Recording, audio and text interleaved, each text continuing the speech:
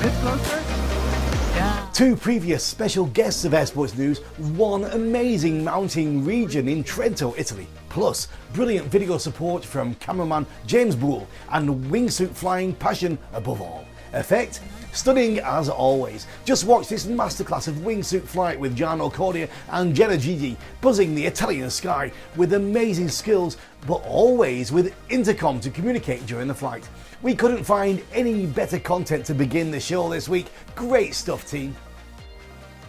My name's Regan Tetlow, and if you're here for the first time, this is the one and only news show combining the latest and confirmed news from the worlds of air sports and aviation. We've been here providing this show every week since 2020, and everyone can support this by clicking the Patreon link below. Just a small amount of help and we're able to continue our passionate work for you. So let's find out what's going on in our world. Come on.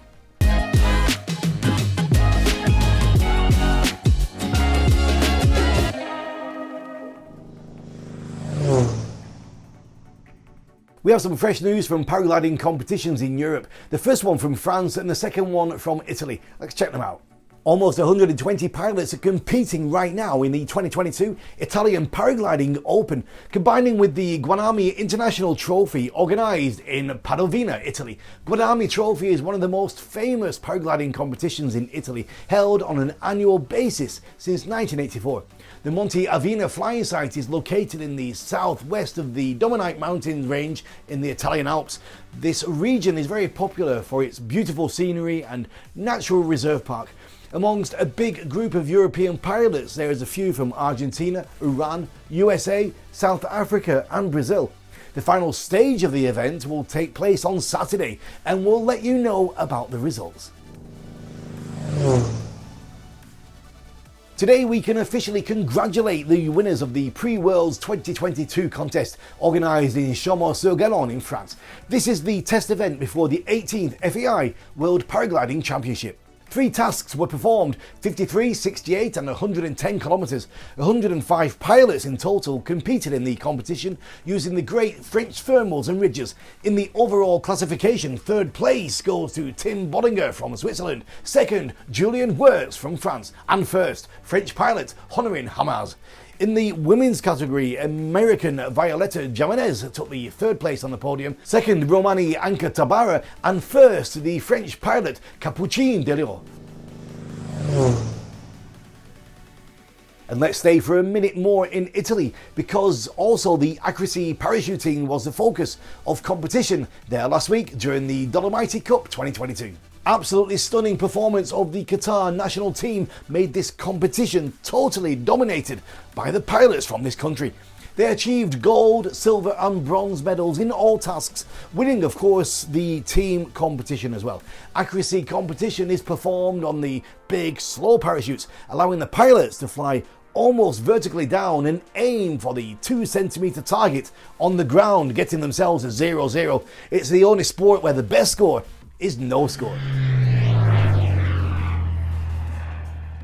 We're now less than a month before the World Games in Birmingham, Alabama, USA, where amongst dozens of non-Olympic disciplines, drone racing and canopy piloting will represent air sports.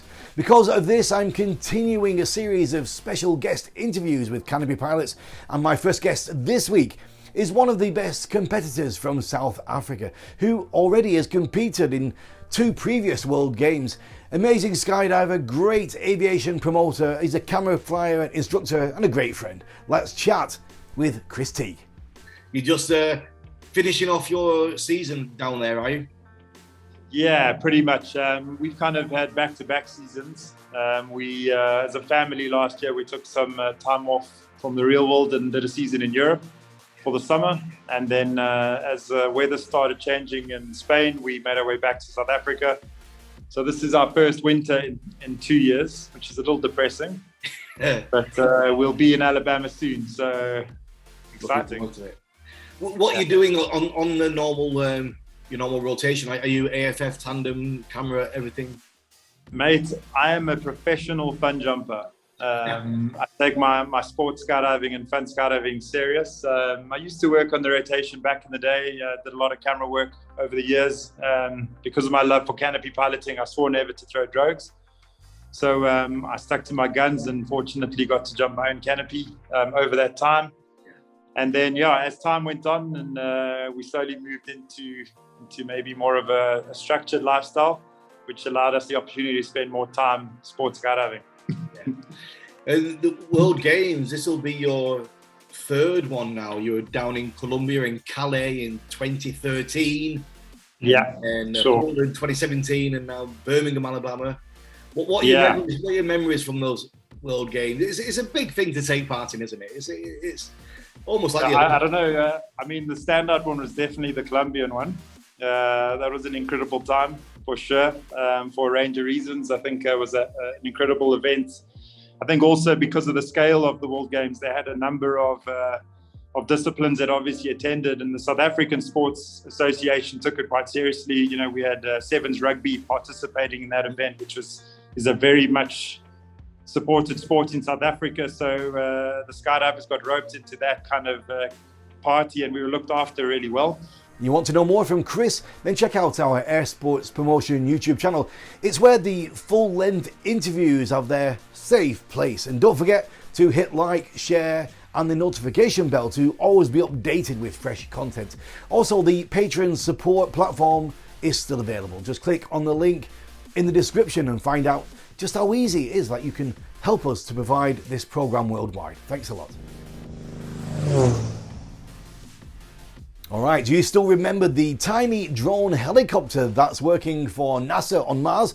The first ever flyable vehicle on another planet is continuing its flight over the red planet, and a few days ago it achieved a new record. NASA's Mars helicopter Ingenuity sent back an onboard video of its 25th and longest flight above the Martian surface. Shots made on April the 8th spanned a distance of more than 2,000 feet at 12 miles per hour, making it the longest and fastest extraplanetary flight to date. Video of the flight was captured using the Ingenuity's onboard navigation camera, which shows the helicopter's shadow travelling across the Martian sand dunes. The best hang gliding pilots are preparing for the big competition event in Norway. The Vega Open Hang Gliding 2022 will start on the 19th of June. And so far, 32 pilots have registered and 16 have confirmed their participation. The Norwegian National Championships in hang gliding is to be held in Vega with the National Centre as base. It's also a WPRS point valid open competition, open for all A sports class competition. They also have arranged social and fun events outside of the competition schedule. Vega is a municipality of Upland County, Norway, and it is part of the tradition region of Gudbrandsdal. The municipality comprises 1,330 square kilometres. Takeoff is located 1,080 metres above sea level with a 700 metres elevation. The location is well known as a nice base for both cross-country and local tour. Even an action flight down to Rixenteret becomes long because over about 1,100 metres altitude difference. In a remarkable milestone for electric aircraft, Beta Technologies have flown its Alia test demonstrator on an 8-leg cross-country mission across 6 states, totaling 1,290 nautical miles, which is a new unofficial world record for an electric air vehicle. A single pilot flew each leg of the mission, rotating between two flight test pilots, Lockie Ferrier and Cameron Arlo Guthrie. This week-long mission departed from Plattsburgh, New York's Plattsburgh International Airport on May the 23rd, making 8 stops to recharge the aircraft batteries before landing in Arkansas at Bentonfield Municipal Airport last Monday. Total time in the air, 11 hours, 44 minutes. This is the first year when the COVID pandemic has not really affected the airshow calendar that much, and so the organisers can offer the full option entertainment to the spectators once again. A few days ago I had the privilege to speak with one of the best European airshow commentators and a good friend of the show, Mark Lockwood. I caught up with him straight from the legendary Midlands Air Festival. You're catching me here, literally, I'm at work. This is the office. So Fantastic. We're here at Ragley Hall near Ulster. This is one of the special events for the Queen's Platinum Jubilee. This is the Midlands Air Festival. So what we have at this moment in time, we had a mass balloon launch this morning. And as I turn around now, you'll see there's lots of balloons now laid out and starting to inflate here. which we're doing as displays. And then a little later on this afternoon, there is a full air display. We have the Red Arrows, we have the Battle of Britain commemorative flight, which is the Spitfire, the Hurricane, and the Lancaster. Yeah. We've got a Catalina. We've just had a wonderful fly-in from Bronco. If you remember the old Bronco aircraft, they were from Vietnam, short takeoff and landing, twin boom, rear boom, unbelievable, incredible sound. So we got this year, because of COVID last year, we had a restricted field. This year we got a lot more international people coming in to display. But we have a big competition element too. There is a big ballooning competition this weekend. It's part of the Grand Prix series, which is for the competitions clubs who actually come out here, and they will be flying in competition, which counts towards their Grand Prix points for the season. And it's the first Grand Prix of the year. So we've got that element too, which it's a bit like sailing. You don't tend to see it happening. It happens all out there somewhere.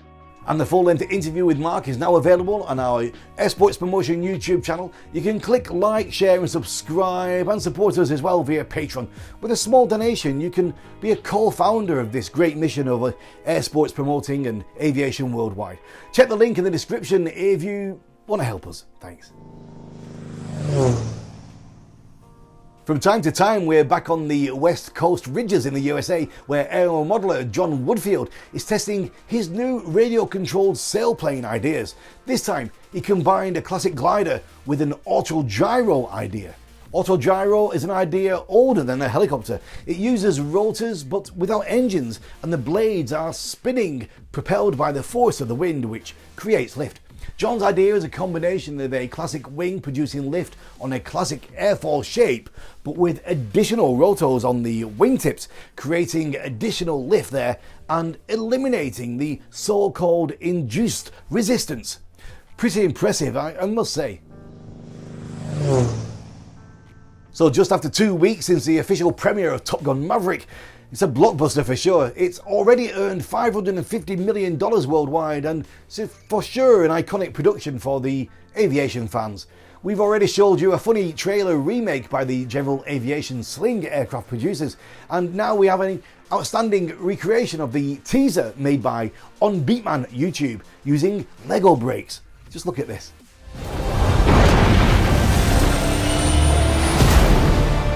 Aviators, this is your captain speaking. Today's exercise is dogfighting. 2 versus 1? He's got to be kidding. What the hell?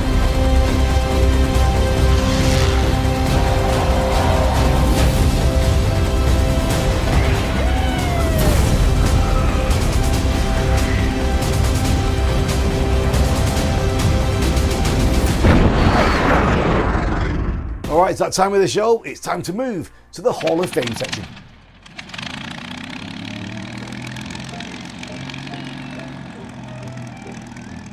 On the 3rd of June 1964 at Edwards Air Force Base in the high desert of Southern California, Jackie Cochran set a third FAI speed record with the Lockheed Starfighter aircraft. She flew over a 500-kilometer close course without payload, averaging 1,814.37 kilometers per hour.